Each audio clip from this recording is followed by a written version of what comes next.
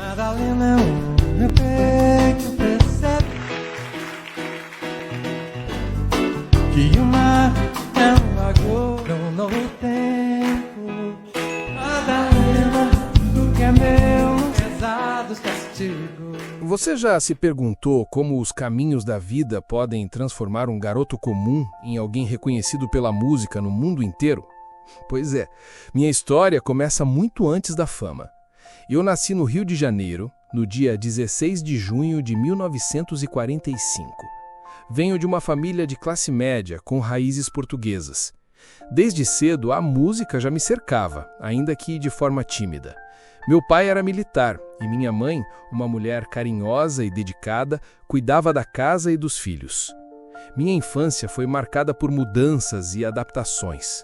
Quando eu tinha apenas alguns meses de vida, fomos morar nos Estados Unidos por causa do trabalho do meu pai. Passei lá meus primeiros anos, aprendendo inglês, quase ao mesmo tempo em que arriscava as primeiras palavras em português. Essa vivência fora do Brasil me marcou profundamente, porque desde cedo tive contato com diferentes culturas e sonoridades. De volta ao Rio, ainda menino, comecei a mostrar interesse pelo piano. Eu me sentava diante das teclas como se aquele instrumento fosse uma extensão da minha própria alma. Não sabia que ali estava nascendo uma paixão que me guiaria por toda a vida. Eu era tímido, introspectivo, mas dentro de mim já pulsava a música, que mais tarde o Brasil inteiro conheceria. Na adolescência, eu não imaginava que seria músico profissional. Meu caminho parecia traçado para outro destino. Cresci no Rio de Janeiro, entre estudos e descobertas, e cheguei a ingressar na Escola Naval, onde iniciei minha formação militar. Mas a vida tinha outros planos. A disciplina rígida e o ambiente não combinavam com a inquietude que eu sentia por dentro. Eu percebia que algo maior me chamava, embora ainda não soubesse exatamente o que era. Depois, decidi mudar de rumo e entrei na Universidade Federal do Rio de Janeiro, no curso de Engenharia Química. Foram anos de dedicação, mas sempre acompanhados de um detalhe. O piano estava comigo em todos os momentos. Enquanto estudava fórmulas e cálculos complexos, era nas teclas que eu encontrava equilíbrio e paz. Foi na universidade que a música começou a ganhar força de verdade na minha vida. Participei de festivais estudantis, conheci pessoas que compartilhavam da mesma paixão e, aos poucos, fui percebendo que não havia como fugir. Eu não seria engenheiro nem militar, eu seria músico. Era uma escolha que não vinha da razão, mas do coração. E eu sabia que, a partir dali, nada mais seria igual. Foi no fim dos anos 1960 que minha vida tomou um rumo decisivo. Eu já me apresentava em pequenos círculos universitários, mas meu grande salto aconteceu quando comecei a participar dos festivais de música popular brasileira, que, naquela época, eram a porta de entrada para novos talentos. Em 1969, eu vivi uma das experiências mais marcantes da minha trajetória. Levei para o 4º Festival Internacional da Canção, promovido pela TV Globo, a música O Amor é Meu País. A canção ficou em 2º lugar, mas o impacto foi imenso. De repente, meu nome começou a ser comentado no meio artístico, e eu senti que aquele era só o começo. Foi nesse período também que minha parceria com Vitor Martins começou a se fortalecer. Ele se tornaria não apenas um parceiro musical, mas um amigo de vida, alguém que junto comigo traduziria em versos e melodias os sentimentos de toda uma geração. A cada festival eu percebia que estava deixando de ser apenas o rapaz tímido do piano para me transformar em algo maior. Eu era a voz de um tempo, de uma juventude que buscava esperança, que queria amor, liberdade e canções que falassem a alma. A música não era mais apenas minha, ela já começava a pertencer ao público. Os anos 1970 marcaram um momento em que minha música realmente encontrou espaço no coração do povo brasileiro. Depois dos festivais, comecei a gravar meus primeiros discos, e foi nesse período que a parceria com Vitor Martins floresceu de vez. Nós tínhamos uma sintonia única, ele com sua poesia afiada, eu com as harmonias e melodias que pareciam nascer do fundo da alma. Em 1970, lancei meu primeiro LP, Agora, mas foi nos anos seguintes que vieram as canções que mudaram meu destino. Músicas como Madalena, eternizada pela voz de Elis Regina, abriram portas que eu nunca imaginei atravessar. Era mágico ouvir minha criação ganhar vida na voz de intérpretes que já eram gigantes da música brasileira. Nessa época, eu também enfrentei desafios. A ditadura militar estava em pleno vigor e muitas de nossas composições carregavam mensagens sutis de resistência, esperança e liberdade. A música se tornou uma arma delicada, capaz de falar sem ferir, mas sempre deixando sua marca. Foi nessa década que percebi, eu não era mais apenas um jovem sonhador. Eu havia me tornado parte do cenário musical brasileiro, alguém cuja arte começava a ecoar não só no Brasil, mas além das nossas fronteiras. E cada acorde, cada verso, me lembrava que eu estava no caminho certo. Se os anos 1970 foram de afirmação no Brasil, os anos 1980 me mostraram que minha música podia ganhar o mundo.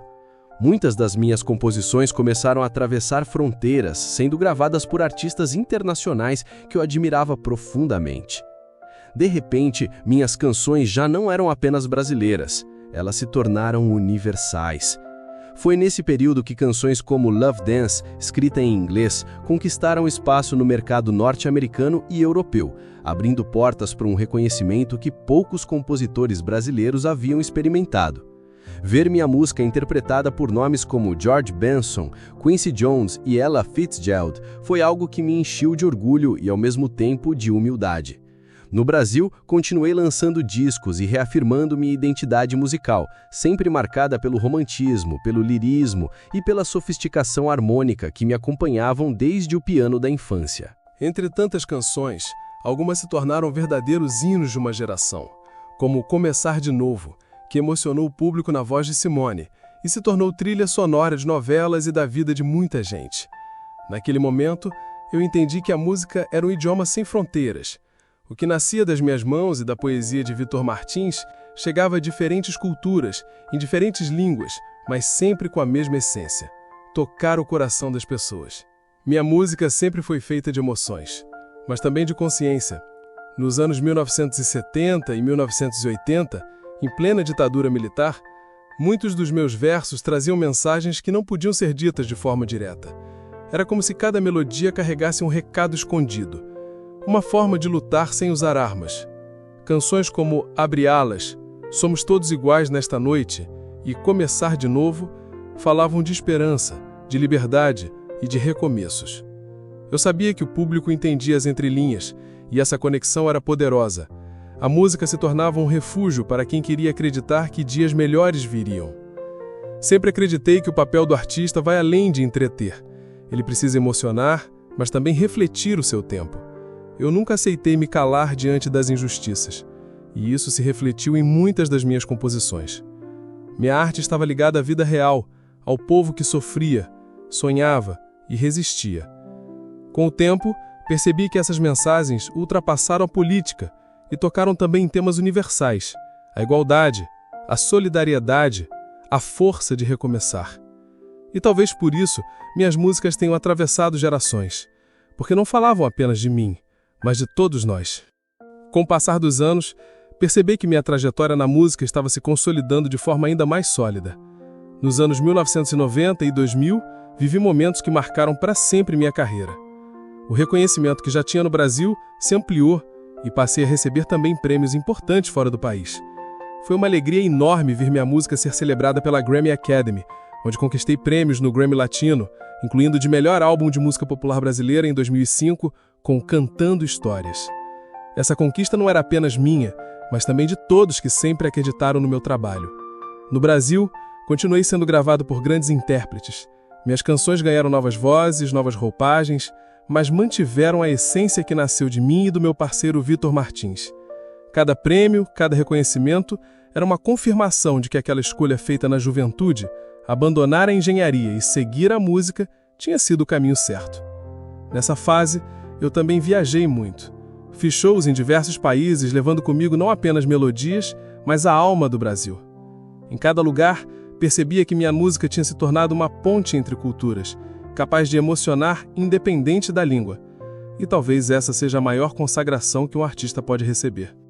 Por trás dos palcos e das luzes, sempre existiu o homem comum, com alegrias, dores e responsabilidades. Minha vida pessoal foi marcada por momentos de aprendizado, relacionamentos importantes e a presença constante da família. Tive filhos que se tornaram meu maior orgulho, e em cada fase da minha vida busquei ser um pai presente, mesmo com a correria da carreira musical.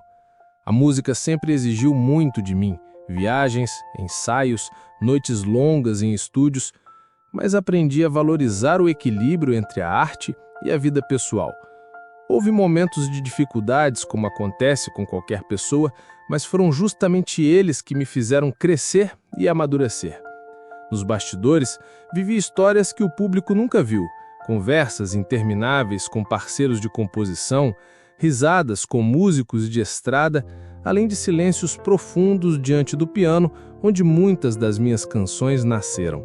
Cada música foi, de alguma forma, um reflexo do que eu vivia, sentia e aprendia.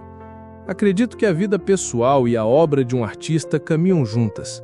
Tudo o que vivi, os amores, as separações, as perdas e as vitórias, se transformou em melodia e letra. E talvez seja isso que faz com que tanta gente se identifique comigo, porque minhas músicas, no fundo, são feitas de pedaços da minha própria vida. Com o passar do tempo, percebi que minha obra deixou de ser apenas parte da minha vida para se tornar parte da vida de milhares de pessoas. Minhas canções atravessaram décadas, foram regravadas inúmeras vezes e serviram de inspiração para novos músicos que encontraram nelas um caminho para se expressar. Sempre me emociona ouvir jovens artistas dizendo que começaram a tocar piano ou a compor depois de ouvir minhas músicas. Isso me mostra que a arte tem uma força que vai muito além da fama. Ela cria pontes entre gerações. O público e a crítica também sempre me deram muito respeito.